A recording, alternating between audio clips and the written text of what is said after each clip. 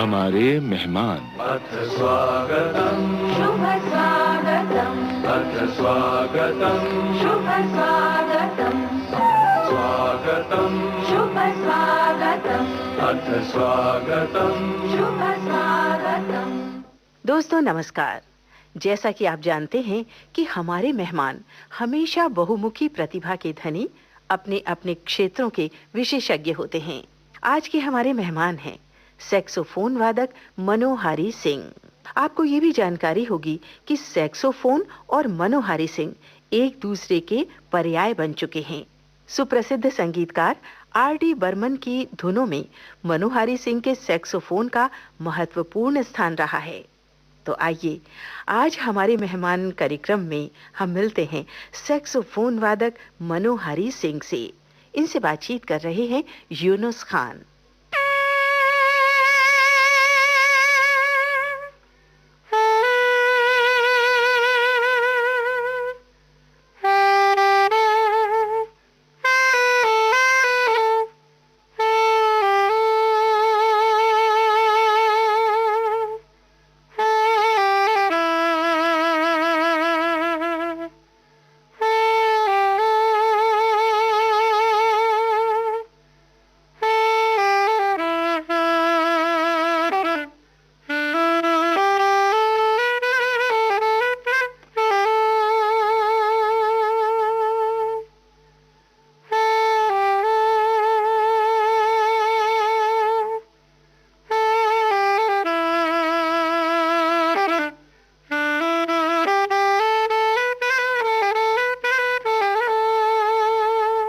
हम बहुत खुशनसीब हैं कि आज विविध भारती के स्टूडियो में आप हमारे साथ हैं और आप अकेले नहीं हैं। आपके प्रिय साज आपके साथ आप लेकर आए हैं। मेटल फ्लूट है और सैक्सोफोन है, जिसके लिए आप जाने जाते हैं। इंडस्ट्री में आपका बहुत विराट अनुभव है, लगभग 40-50 साल का अनुभव है आपका।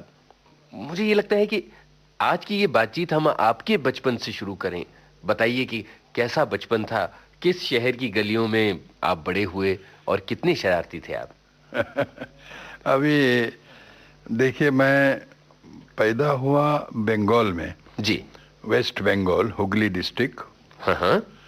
वहाँ मैं पैदा हुआ। अब ये इंस्ट्रूमेंट फैमिली में ही है, म्यूजिशियन सब, फादर ग्रैंडफादर सब, अंकल वगैरह सब रिश्तेदार सब म्यूजिशियन ही रहे। अब तो ये अपना मैंने फ्लूट पिकअप किया थोड़ा घर में। एक की फ्लूट, छोटा एक साइज का अलग, तो वो घर में प्रैक्टिस करता था। और फिर बाद में मैं थोड़ा वो जगह से कलकत्ता में आया जी। वहाँ पर मैंने थोड़ा सा फिर एक दूसरा फ्लूट लिया। उसके बाद मैं एक जगह बाटा नगर गया। बाटा नगर में एक सर्विस किया। एक छोटा सा बैंड था उधर, ऑर्केस्ट्रा था। एक हंगेरियन बैंड मास्टर के अंडर, मिस्टर जोसेफ न्यूमैन जी। तो वहाँ मेरा अंकल मामा भी थे, चाचा भी थे जी। तो वहाँ मैंने थोड़ा सा कुछ उनके बैंड में थोड़ा 2-3 साल काम किया। कितनी उम्र रही होगी दादा और आपकी? मेरा तभी 1942 में, ये समझ लीजिए 14 साल का ऐसा उम्र था जी। 13-14 साल। तो पढ़ाई बहुत ज्यादा नहीं? पढ़ाई नहीं हुआ ज्यादा, थोड़ा बहुत पढ़ाई हुआ। फिर बाद में हम लोग अब उन दिनों में सब बहुत लोग ऐसा भी थे, कोई काम में लग गए हैं जी। तो घर में थोड़ा सा प्राइवेटली थोड़ा बहुत पढ़ लिया था।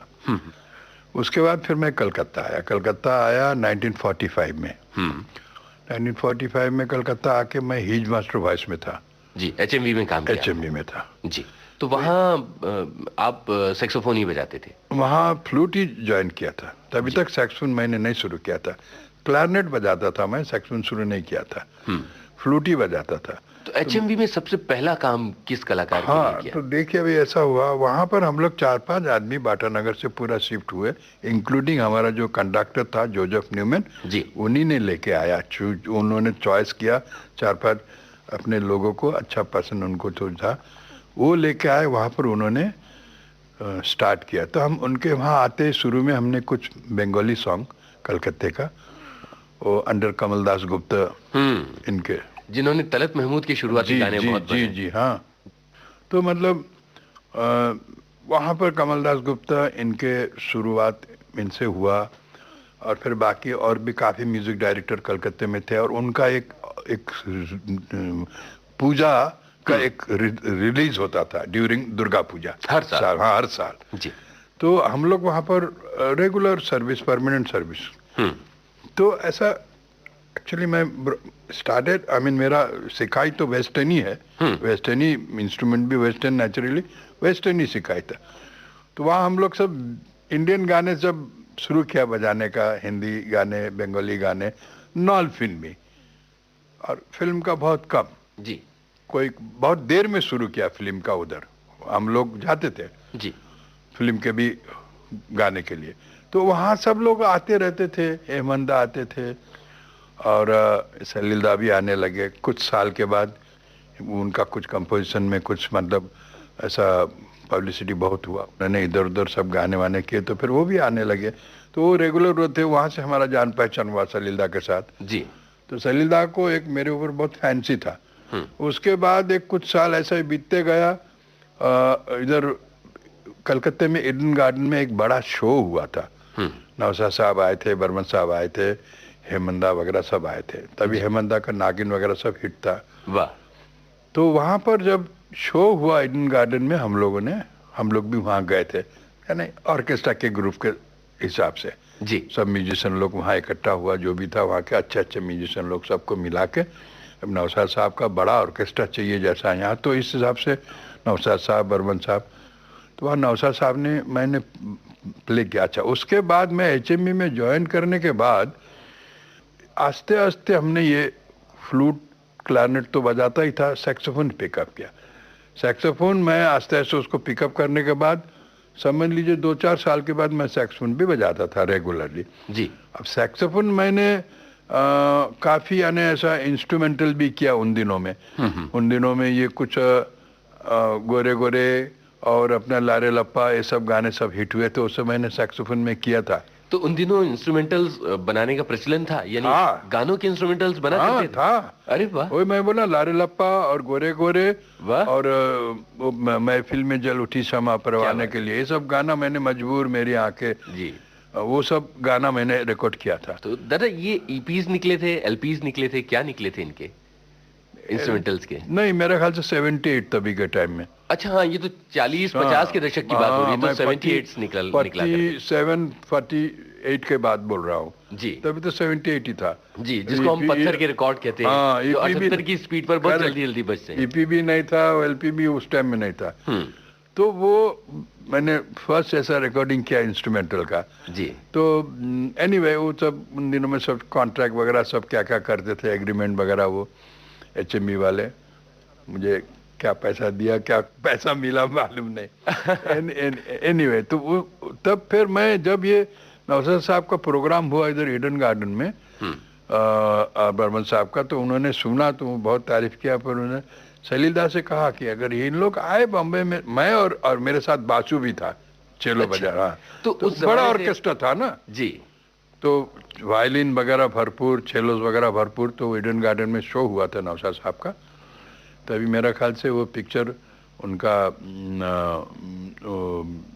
कलर फिल्म आया था ना, दिलीप साहब, निम्मी वगैरह, वो पिक्चर में हीरोइन में निम्मी, मेरे ख्याल से आन करेक्ट, आन के गाने वाने सब बजे थे जी। तो बहुत भरपूर था उसमें ऑर्केस्ट्रा। तो उन्होंने सुना, नौशाद साहब ने सलीलदा से कहा, भाई इन लोग को बम्बे में बुला लो, हम देंगे इनको काम। तो नौशाद साहब ने कहा भी था। अच्छा, बर्मन साहब भी, सब लोग थे, उन्होंने भी सुना, हाँ भाई बहुत अच्छा, तारीफ किया। तो सलीलदा ने मेरे को बार बार ऐसा, वो भी आना जाना करने लगे बॉम्बे में। अच्छा। हाँ, उनके साथ हमने कलकत्ता में काफ़ी, उनका एक बंगला पिक्चर पासेरबाड़ी, वो बहुत अच्छा, बहुत हिट हुआ था। तो वहाँ हम लोगों ने, मैंने प्ले किया था, और सलीलदा का एक फैंसी बन गया प्लेइंग के ऊपर जी। हाँ, तो मैंने, वो भी बोलते थे चलो चलो बॉम्बे चलो। हेमंदा से अच्छा अपना वो था, यानी हेमंदा भी बॉम्बे तभी सेट हो गए थे, सेटल हो गए थे, आई मीन जी। नागिन वागिन हिट हो गया था। तो मतलब वो भी बार बार बोलते थे चलो चलो चलो, अभी यहाँ मतलब देखो पार्टीशन हो गया, अब यहाँ कुछ नहीं, उतना काम कमती होते जा रहा, चलो बॉम्बे चलो, वो भी बार बार बोलते थे। क्योंकि बॉम्बे इंडस्ट्री अब बड़ी होती जा रही थी उस बड़ी जमाने होती में। जा रही थी, तो फिर सलीदा ने लेके आए इधर। किस साल की बात है? 1958 जी। अच्छा, मेरे साथ एक साल पहले उन्होंने बासु को भी लेके आया, बासु जो मेरा पार्टनर। जिस तरह से फिर हाँ। बासु मनोहारी की एक का साथ में नाम हम बराबर, सुनते। हम दोनों को ही सलीदा ने लेके आए। हम दोनों आरडी के साथ शुरू किया, बर्मन, एसडी बर्मन के साथ शुरू किया काम, अरेंजमेंट करने के लिए भी, एज अ म्यूजिशियन भी। बाद में हम लोग म्यूजिक डायरेक्टर भी दोनों एक साथ बने, ऐसा। और कलकत्ते से हमारा दोस्ती ही था बासु के साथ, जी। दोस्त जैसा ही एकदम। मैंने बासु चक्रवर्ती, मनोहारी सिंह। जी हाँ। वाह। तो सलीला ने जब इधर लेके आए, फिर सबसे मुलाकात करवाए, तो ऐसा अपना बर्मन साहब के वहाँ भी गए, पंचम से मुलाकात हुआ, सब लोगों से मुलाकात हुआ, लक्ष्मीकांत, जयदेव जी। तो बाद में सलीला का रिकॉर्डिंग उस टाइम में उतना नहीं हुआ, तो मधुमती का बैकग्राउंड वगैरह किया। तो उसके बाद सलीला का मधुमती हिट हुआ। जी दादा, मधुमती की बात आई है तो क्यों ना इसी फिल्म का एक गीत सुन लिया जाए यहाँ। इस फिल्म में मतलब मैंने बैकग्राउंड से शुरू किया, गाने से नहीं शुरू किया। हाँ हाँ। लेकिन मधुमती का बैकग्राउंड तो बहुत ही अच्छा हुआ था। वो तो कुछ कुछ मैंने छोटा मोटा कुछ कुछ पीस बजाया था। लेकिन मधुमती के बाद जब सलीला के पास कुछ कुछ पिक्चर आने लगे, मधुमती हिट हुआ, तो सलीला का एक पिक्चर में मैंने बजाया, फ्लूट और सैक्सोफोन दोनों बजाया, की फ्लूट सैक्सोफोन दोनों बजाया। वो पिक्चर माया। जी दादा, माया की बातें तो करेंगे। हाँ। बताएं इस वक्त आपको मधुमती का कौन सा गाना सुनना है जो आपको बहुत पसंद हो? मधुमती का गाना सबसे बेस्ट हमको आजा रे।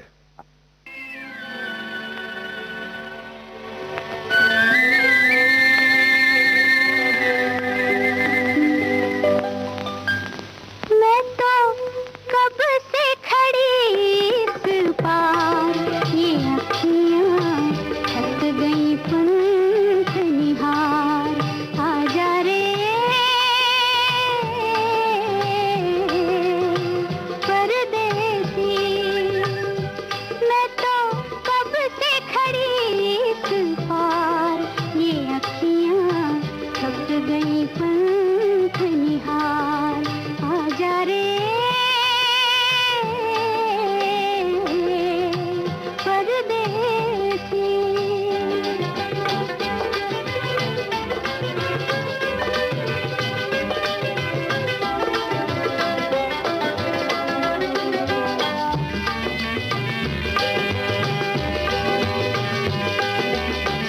मैं दिए की दीवानी, जल न सकी जो बुझ भी न पाती।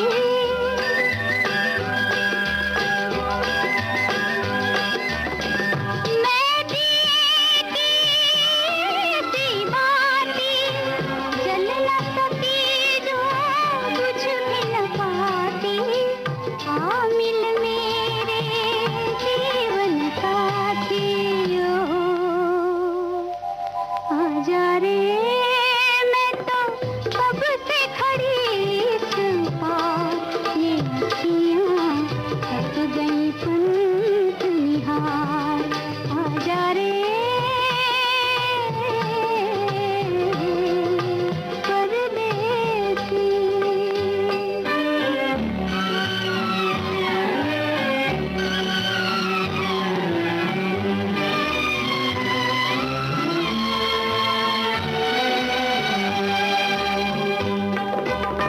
तुम संग जन्म जन्म के फेरे, भूल गए क्यों साजन मेरे।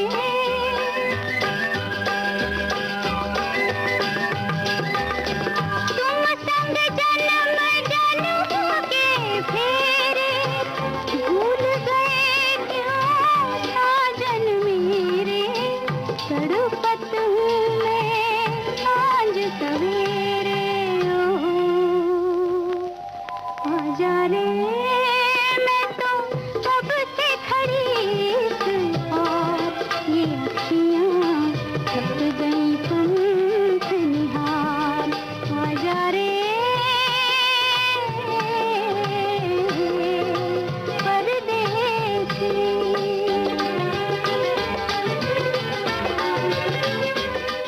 अच्छा, ये म्यूजिक की दृष्टि से उसमें सबसे खास बात क्या है कि कितना अनोखा है ये गाना? सबसे खास बात तो ऐसा है कि बहुत यानी रोमांटिक गाना है। और जगह लोकेशन जहाँ ये गाना हुआ, उस जगह का उस लोकेशन के मेलोडी, वहाँ के कैसा मेलोडी होना चाहिए, वो हिसाब से माने गाने का मुखड़ा अंतरा, ये उतार चढ़ाव जो एक होता है मुखड़ा में, जहाँ एक छोटा एक नीचे एक धीमे और एक लो रजिस्टर में शुरू हुआ गाना, जैसा आजा रे परदेसिया, तो ये जो है ना जी, ये बड़ा अच्छा एटमॉस्फेयर बनता है, जो गाने का जो शुरू और एक जगह लोकेशन ऐसा है जी। उसके बाद जब मुखड़ा शुरू होता है, वो एक ब्यूटीफुल एक जगह बना के एक उठता है ना जी। वो बड़ा खूबसूरत लगता और एक है। ग्रैंडियर आता है फिर उसमें। हाँ, बड़ा खूबसूरत लगता है, स्टेप बाय स्टेप जैसा होता है ना, रोमांस जमता है। उस टाइप से गाने का भी कंपोजिशन का ऐसा ऐसा लो, फिर मुखड़ा शुरू हुआ, फिर उसके बाद अंतरा में थोड़ा सा हाई गए, ऐसा गए। तो ये कंपोजिशन का एक क्या बोलते हैं, खासियत है। स्टेप बाय स्टेप खासियत एक। दादा, बातें माया फिल्म की चल रही थी, आपने कहा कि उसके बाद सलील दा को फिल्म माया मिली। अब ये माया, उसके बाद मैंने माया इमीडिएटली मधुमती के बाद नहीं था, मेरे ख्याल से और भी एक दो पिक्चर कुछ उनको काफी पिक्चर मिला। उसमें से एक माया जो पिक्चर थी, उसमें एक गाना मैंने बजा जी। स्टार्टिंग में की फ्लूट, बाद में मैंने सैक्सोफोन बजा, अंतरा का म्यूजिक।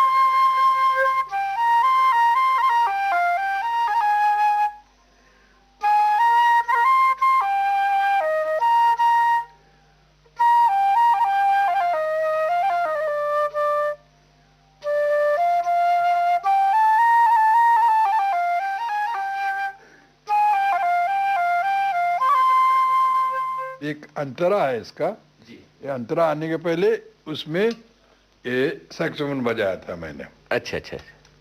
अभी वो अंतरा का म्यूजिक बजा देता हूँ जी।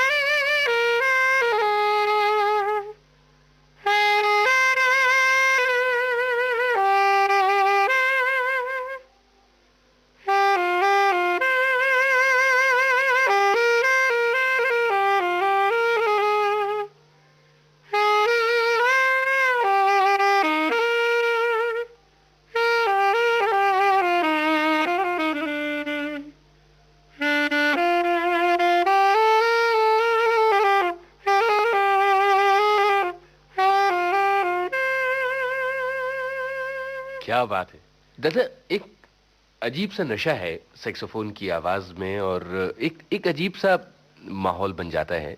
यूं लगता है कि जैसे हम किसी और ही दुनिया में चले गए। आप तो जीवन भर सैक्सोफोन बजाते रहे हैं। आपका अपने इस इंस्ट्रूमेंट से क्या रिश्ता है, और जिस समय आप बजा रहे होते हैं कैसा महसूस करते हैं आप? किस तरह की भावनाएं आपके दिल में होती हैं जब आप सैक्सोफोन बजा रहे होते हैं? अभी ऐसा है तो ये तो इंस्ट्रूमेंट है, इसको प्यार किया जी, मेहनत किया बहुत इसके ऊपर। ये इंस्ट्रूमेंट को अपना यानी थोड़ा जहाँ तक हो काबू में और अच्छा साउंड अच्छा मैंने बजे, इसके पीछे मैंने बहुत प्रैक्टिस भी किया। जी दादा, एक और बात मुझे लगती है कि ये इंस्ट्रूमेंट एक तो हिंदुस्तानी नहीं है, और जितनी मेरी जानकारी है हिंदुस्तान में बनता भी नहीं है। तो मेरी ये जिज्ञासा हो रही है कि ये इंस्ट्रूमेंट्स आप कहाँ से मंगाते हैं? ये तो बाहर से मैं न्यूयॉर्क में वहाँ से लेके आया था जब गया था जी। इसके पहले जब कलकत्ता में मैं था, जो इंस्ट्रूमेंट मेरे पास था वो इंस्ट्रूमेंट भी है अभी नहीं किसी के पास, मैंने दे के रखा हूँ। जी, वो भी बाहर का ही बना हुआ है, अमेरिका का ही बना हुआ। ये इंस्ट्रूमेंट यहाँ नहीं बनता है, जी, जी, लेकिन यहाँ मिल जाता है। अनिल विश्वास जी के वहाँ राम सिंह जी सैक्सोफोन बजाते थे, सरदार जी थे, हमने नाम सुना। हाँ बहुत अच्छा, वो असिस्टेंट थे, अनिल विश्वास जी के असिस्टेंट थे जी, उनका एक स्टाइल होता था गाने के साथ, कुछ ऊपर ऊपर गाने में बजाई। मैंने जा रहे पंछी के पीछे भी गाने में अंतरा में बजा हूँ, लेकिन अभी मैं कोई गाए तो मैं बजा सकूँ ना। वो है था सही है। तो, हाँ वो मतलब आप बहुत अच्छा, बहुत खूबसूरत लगेगा वो। जी, पीछे पीछे एक तरह चलती है तो उसकी। वो राम सिंह जी के वो सुनने के बाद मेरे को बहुत अच्छा लगता था। एक्चुअली बोला जाए तो उनका ही मतलब वो ओब्लिगाटो वो सब स्टाइल सुनने के बाद मेरे को उनका ही प्लेइंग से उस इंस्पायर होके मैं ऐसा एक स्टाइल फॉलो करते गया। तो यहाँ मतलब बॉम्बे में जब आए, जब ये इसमें बजाया, तो ये गाना जब रिकॉर्ड हो रहा था बॉम्बे लैब में हुआ था। ये जा रहे उड़े जा रहे पंछी बॉम्बे लैब में हुआ था। प्यारे प्यारे भाई भी थे इस रिकॉर्डिंग में, लक्ष्मीकांत प्यारे लाल में से वायलिन बजा रहे थे वो जी। बड़ा खुश हो गया, बहुत तारीफ किया, कुछ मेरे को प्रेजेंट भी दिया उन्होंने। वाह। तो वो उनका सुनने के बाद ना मतलब ऐसा मतलब एक स्टाइल खूबसूरत लगता था गाने के पीछे, और उनका एक स्टाइल से सब म्यूजिक व्यूजिक बजाते थे, तो वो मैं फॉलो करता रहा। यहाँ पर यानी जब मैं आया, जब बजाने लगा ये गाना, तो बजा जब सब लोग बड़ा एकदम देखने लगे, सोचने लगे वाह क्या बात है भाई, इंडियन स्टाइल मेंटेन करके बजा रहे वेस्टर्न इंस्ट्रूमेंट में जी। तो ये चीज़ ना बाहर जरा सा बॉम्बे में इंडस्ट्री में काफ़ी लोगों ने मतलब न्यूज़ निकल गया, काफ़ी लोगों ने ऐसा आए हैं कलकत्ते से, भाई बजाते हैं बहुत अच्छा जी, इस गॉट थोड़ा इंडियन कलर है, तो राम सिंह टाइप के स्टाइल से भी बजाते कुछ गाने में, ओब्लिगाटो वगैरह भी जी। तो ये चीज़ मतलब होते होते आस्ते आस्ते इनका उनका सब मैं बजाने लगा। तो उसके बाद कल्याण जी आनंद जी ने एक अच्छा ब्रेक मिला मुझे, वो गाना ओवरनाइट एकदम हिट हो गया। हेमंदा और लता बाई के डुएट गाना थे, और तुम्हें याद होगा कभी हम मिले थे। उसमें तो जो सैक्सोफोन है दादा बिल्कुल अद्भुत है। वो सैक्सोफोन सोलो से मैंने ऐसा हो गया कि ओवरनाइट बॉम्बे में जी मैंने मनोहरी सिंह का नाम ऐसा हो गया। अभी वो देखिए सोलो ऐसा है।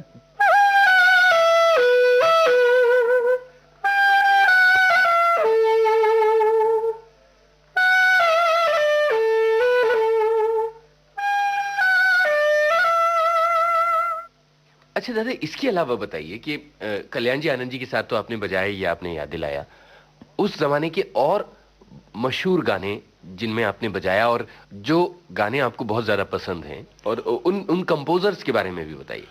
अब देखिए, मुझे एक बहुत अच्छा और बहुत मैंने रेस्पेक्ट एंड मुझे वो मैंने वो करते थे, मानते थे जय किशन, शंकर जय किशन।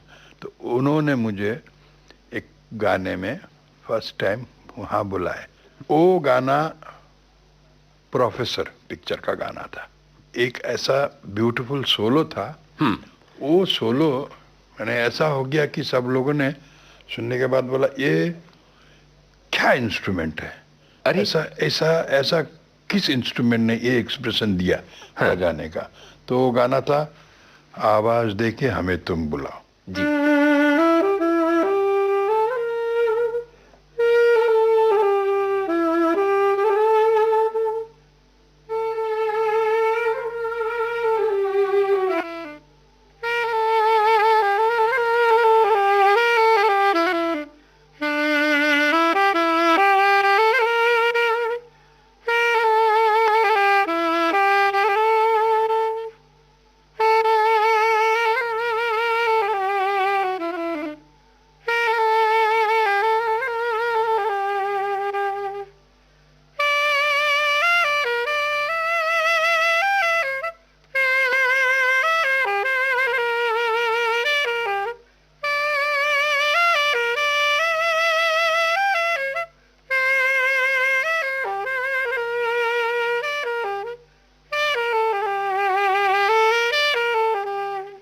विविध भारती से आप सुन रहे हैं प्रोग्राम हमारे मेहमान। हमारे आज के मेहमान हैं सैक्सोफोन वादक मनोहारी सिंह। मनोहारी सिंह से बातचीत कर रहे हैं यूनुस खान। क्या खास स्टाइल थी खासतौर पर शंकर जयकिशन की? कहा जाता है कि बड़ा ऑर्केस्ट्रा लाने में उनका सबसे महत्वपूर्ण योगदान है। बिगिनिंग में उन लोगों ने ही बड़ा ऑर्केस्ट्रा यूज किया जी। मतलब शंकर जयकिशन और नौशाद साहब भी यूज करते थे बड़ा ऑर्केस्ट्रा जी। लेकिन शंकर जयकिशन का एक रेगुलर बड़ा ऑर्केस्ट्रा था, फिक्स, एक परमानेंट। जी। कितने पीस होते थे? 50-60 आदमी का हमेशा ही होता था हर गाने में जी उनका। जी। इसलिए यानी उनके बाद बाकी सब लोगों ने आस्ते आस्ते आस्ते शुरू किया, लेकिन उसमें से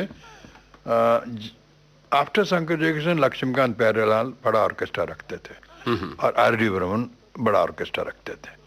बाकी सब एक रीजनेबल जो होना चाहिए बस उतना ही रखते थे, ऐसा ज्यादा ऑर्केस्ट्रा का क्योंकि उस टाइप का उन लोगों का म्यूजिक पोर्शन में वो बात नहीं करते थे, शंकर जयकिशन का था। बाकी जैसा जैसा जरूरत पड़ता था वैसा सब म्यूजिक डायरेक्टर जैसा कि बड़ा ऑर्केस्ट्रा का कुछ जरूरत हो तो रखते थे। अपना नैयर साहब भी रेगुलर रखते थे। नैयर साहब ने आपको बहुत याद किया था जब वो यहाँ आए थे। उनके कौन से गाने आपको याद आते हैं? उनके गाने देखिए ना, अभी जो खास मतलब बहुत माने हिट ऐसा हुआ कि वो गाना तो मुझे मतलब वो गाना किधर भी जाओ तो रिक्वेस्ट होता ही है दुनिया उसी की। वाह।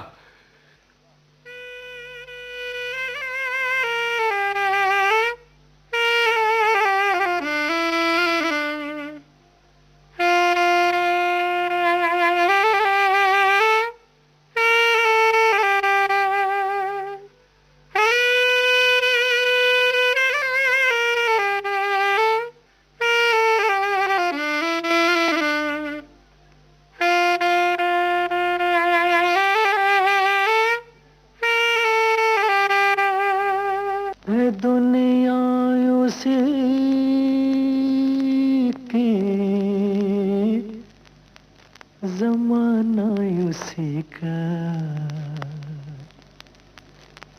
मोहब्बत में जो हो गया हो किसी का, है दुनिया उसी की, जमाना उसी का, मोहब्बत में जो हो गया हो किसी का।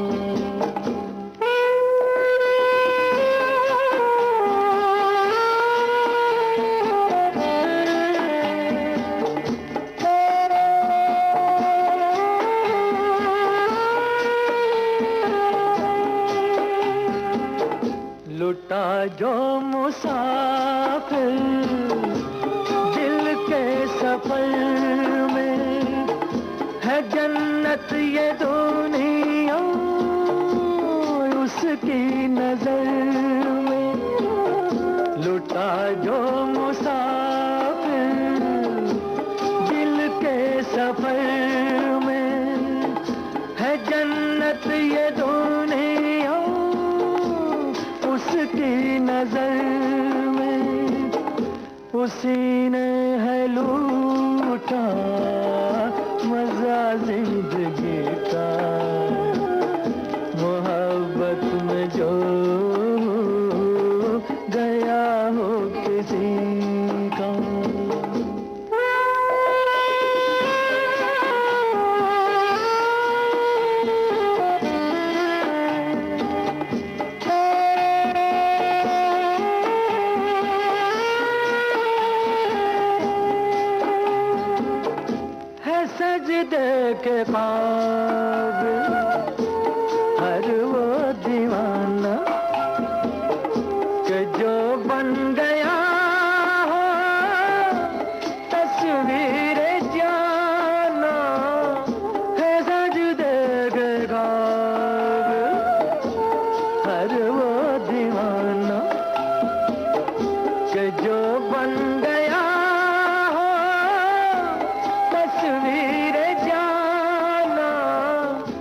करो एहतराम उसकी दीवानगी का, मोहब्बत में जो गया हो किसी को।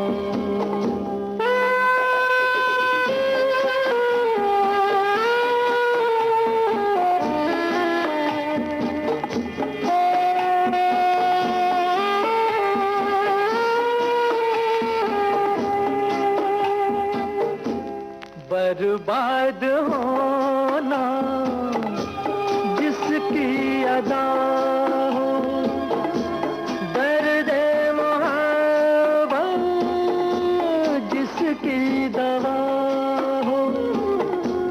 बर्बाद होना जिसकी अदा हो, दर्द जिसकी दवा हो। सताएगा क्या गम उसे जिंदगी का, मोहब्बत में जो गया हो किसी का। है दुनिया उसी की, जमाना उसी का, मोहब्बत में जो गया हो किसी का।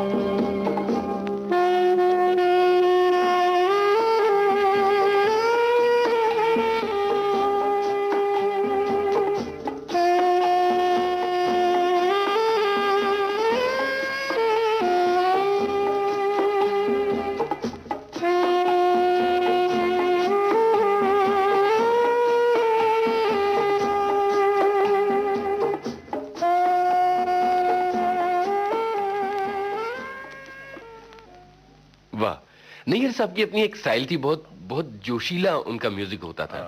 तो उनके साथ आपने सैक्सोफोन और मेटल फ्लूट दोनों ही बजाया है? सैक्सोफोन ज्यादा करके बजाया उनके गाने में। जी, उनके म्यूजिक की क्या खासियत आपको नजर आती है और कौन से गाने हैं जो बिल्कुल बेजोड़ हैं? ऐसा तो अब देखिए, ये गाना भी बहुत बेजोड़ है जी, और उनका एड्रेसिंग एंड बहुत अच्छा गाना। कितने अटल थे तेरे इरादे। हाँ, कितने अटल थे ये गाना जी, कितने अटल थे तेरे इरादे। हाँ, अद्भुत गाना है। हाँ, नैयर साहब का एक स्टाइल के ऊपर ये गाना एक ऐसा कंपोजिशन किया है उन्होंने। अच्छा, उन और गानों के बारे में हमें याद दिलाई जिनमें आपने बजाया नैयर साहब के साथ। हाँ, और गाना देखिए ना, अभी वो है ना अपना यही वो जगह है।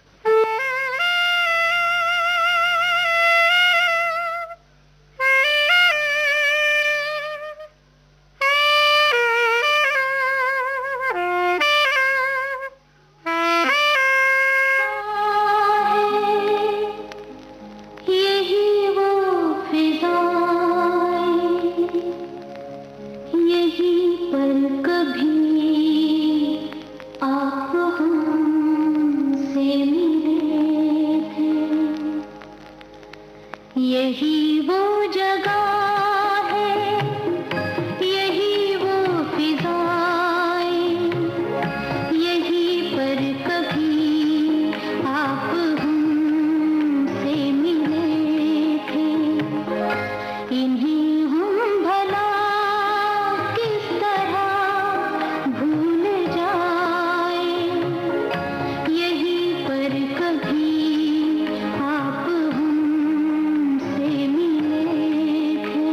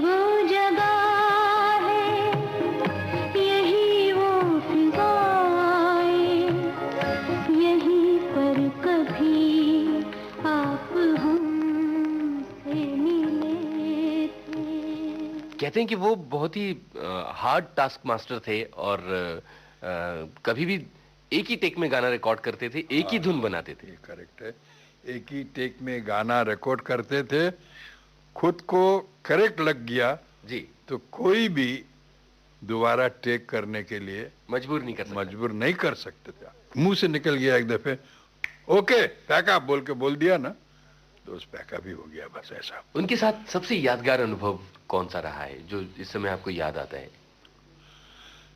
यादगार देखिए मैं दिल्ली में इसी गाने के लिए डिफेंस का शो हुआ था, पंडित जी थे वहाँ, आशा जी सब लोग गए थे। पंडित जवाहरलाल नेहरू। हाँ 62 का बात है या मेरा ख्याल से कुछ ऐसा है। तो वहाँ पर सब लोगों ने गाए, सब अपना लता जी ने है मेरे वतन के लोगों। अच्छा, उसी मशहूर शो की बात कर रहे हैं आप? उसमें मैंने फ्लूट बजाया था श्री रामचंद्र को उस गाने में जी। तो आशा जी का भी उन्होंने यही गाना गाई उन्होंने। तो मैं तो ऐसा पीछे ऐसा बैठा था, मैंने उस गाने में मेरा कुछ नहीं था, लेकिन ये गाना जब शुरू हुआ तो मुझे ऐसा लगा ये गाना तो मैंने बजा हूँ। तो मैं वहाँ झट से इंस्ट्रूमेंट लेके, मैं जैसा गाना ख़त्म हुआ और म्यूज़िक का टाइम आया, मैंने शुरू किया तो पीछे लौट के देख रहे आशा जी सब देखिए। तो बोला सब एकदम खुश हो गए। आशा जी ने आके यहाँ नैयर साहब से बोली और नैयर साहब ने सुना तो इतना खुश हो गया, बोला उसी टाइम में मेरे को मतलब प्रेजेंट के 100 रुपीज बोलते हैं। अरे वाह। एक म्यूजिक डायरेक्टर का जिक्र मैं जरूर करना चाहूंगा। जैसे जिस जमाने में आपने बजाया था बप्पी दा के साथ, चलते चलते और दूसरी फिल्म, कुछ कोई यादगार गाना जिसका आप जिक्र करना चाहें? यादगार गाना तो मतलब चलते चलते मेरे को बहुत अच्छा यानी उनका कंपोजिशन लगा था जी, वेरी नाइस। एंड और भी कुछ कुछ गाने हैं। दादा अभी बातों बातों में जिक्र निकला, आपने बताया कि ए मेरे वतन के लोगों में आपने इस मशहूर गाने में आपने फ्लूट बजाया है जी। मैंने श्री रामचंद्र के साथ और भी बहुत सारे अनुभव रहे होंगे, पहले इसकी बात कीजिए। उनके साथ तो मैंने बजाया, पैगाम के टाइम में काफ़ी गाने में मैंने फ्लूट ही बजाया, किसी गाने में मैंडोलिन भी बजाया, लक्ष्मीकांत भी थे साथ में, वो भी बजाते थे श्री रामचंद्र के साथ, दोनों मिलके हमने मैंडोलिन भी बजाया, फ्लूट भी बजाया। हाँ। और ये ऐ मेरे वतन के लोग खास करके वो उस टाइम में मतलब मैंने उसमें फ्लूट बजाया था।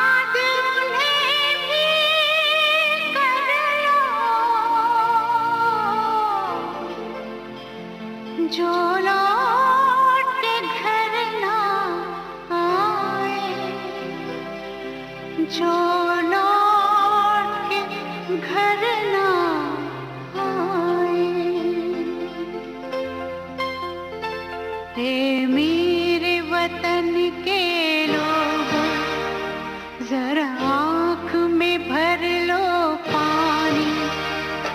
शहीद हुए हैं उनकी जरा याद करो कुर्बानी। है मेरे वतन के लोगों जरा आँख में भर लो पानी। जो शहीद हुए हैं उनकी जरा याद करो कुर्बानी। तुम भूल न जाओ उनको इसलिए सुनो ये कहानी। जो शहीद हुए हैं उनकी जरा याद करो कुर्बानी।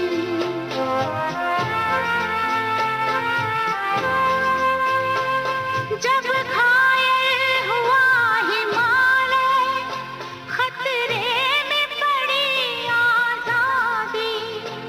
जब तक थी सांस लड़े वो, जब तक थी सांस लड़े वो, फिर अपनी लाश बिछा दी। संगीन पे धर कर माथा सो गए अमर बलिदानी। जो शहीद हुए हैं उनकी जरा याद करो कुर्बानी।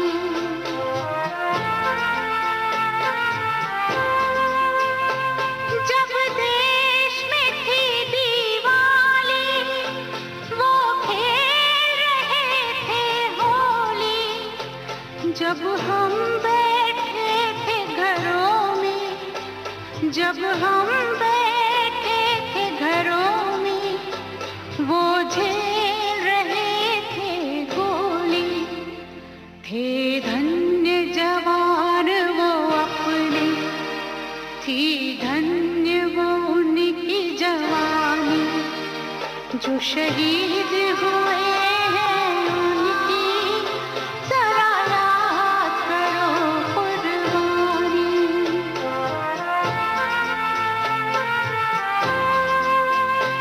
कोई सिख कोई जाट मराठा, कोई सिख कोई जाट मराठा, कोई गुरखा कोई मद्रासी, कोई गुरखा कोई मद्रासी। सरहद पर मरने वाला, सरहद पर मरने वाला हर वीर था भारतवासी। जो खून गिरा पर्वत पर वो खून था हिंदुस्तानी। जो शहीद हुए हैं उनकी जरा याद करो कुर्बानी।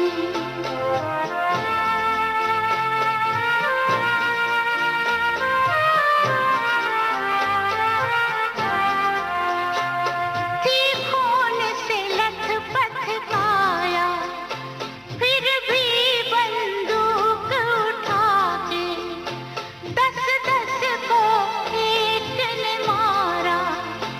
फिर गिर गए होश गंवा के। जब अंत समय आया तो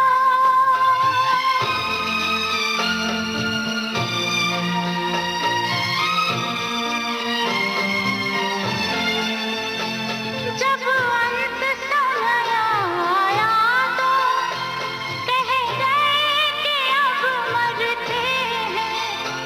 खुश रहना देश के प्यारों, खुश रहना देश के प्यारों।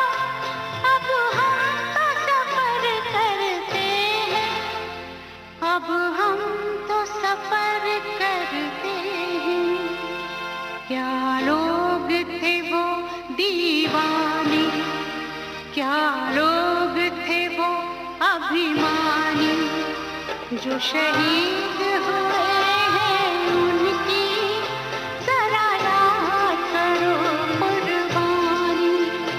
तुम भूल न जाओ उनको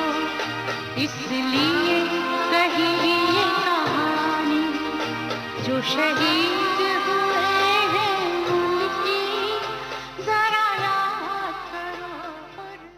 आपने पहली बार एस डी बर्मन साहब के साथ कब काम किया था? पहली बार तो मैंने सितारों से आगे मैंने कहा जी। वो बैकग्राउंड म्यूजिक कुछ किया था, बजाया था उसमें। लेकिन उसके बाद ऐसा चलते गया, थोड़ा बहुत ही 16वां साल में कुछ बजाया, उसमें सेक्सुन बजाया था मैंने।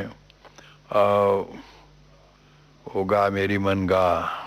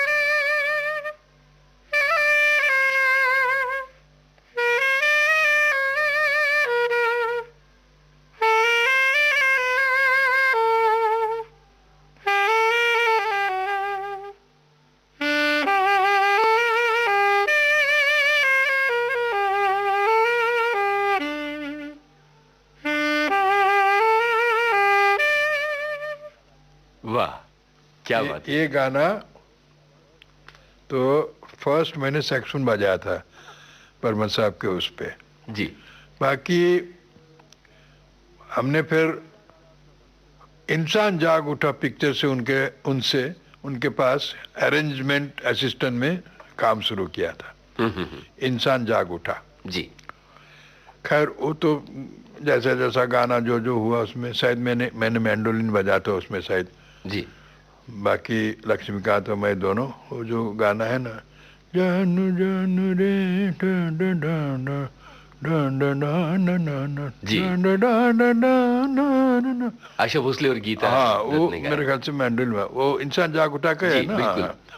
तो उसके बाद अब देखिए गाइड, ज्वेल थी, तीन दीवे, ये सब मेरा अरेंजमेंट का गाना दादा है सब। गाइड में रफी साहब का गाना, एक तो रफी साहब का है, क्या एक से तो क्या हो गया डुएट भी है। जी। कैसे क्या नहीं, एक रफी साहब का है, तेरे मेरे सपने, ये गाना का बहुत अच्छा वो है। बहुत शानदार पीस है। हाँ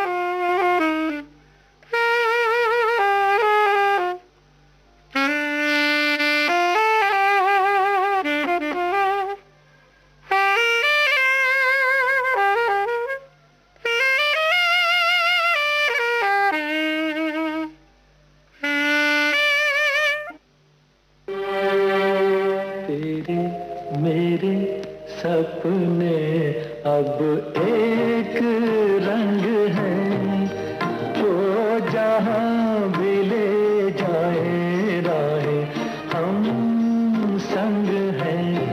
ओ तेरे मेरे सपने अब एक रंग है, वो जहाँ भी ले जाए राहें हम संग हैं।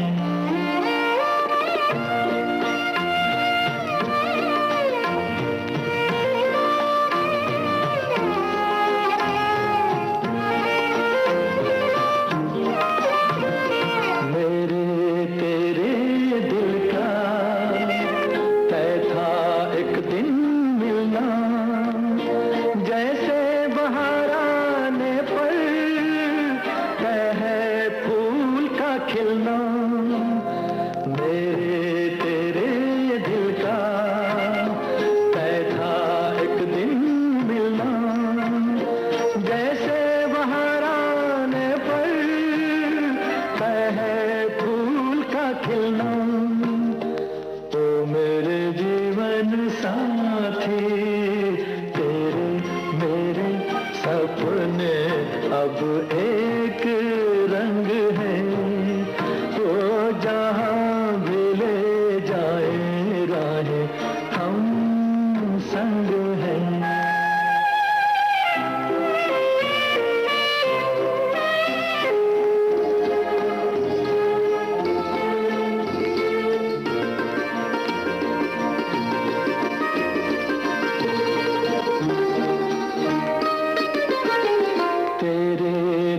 अब मेरे, मेरे सुख अब तेरे, तेरे ये दो नैना चांद और सूरज मेरे, तेरे दुख अब मेरे, मेरे सुख अब तेरे, तेरे ये दो नैना चांद और सूरज मेरे। ओ मेरे जीवन साथी, तेरे मेरे सपने अब एक रंग है, वो जहाँ भी ले जाए राहें हम संग हैं।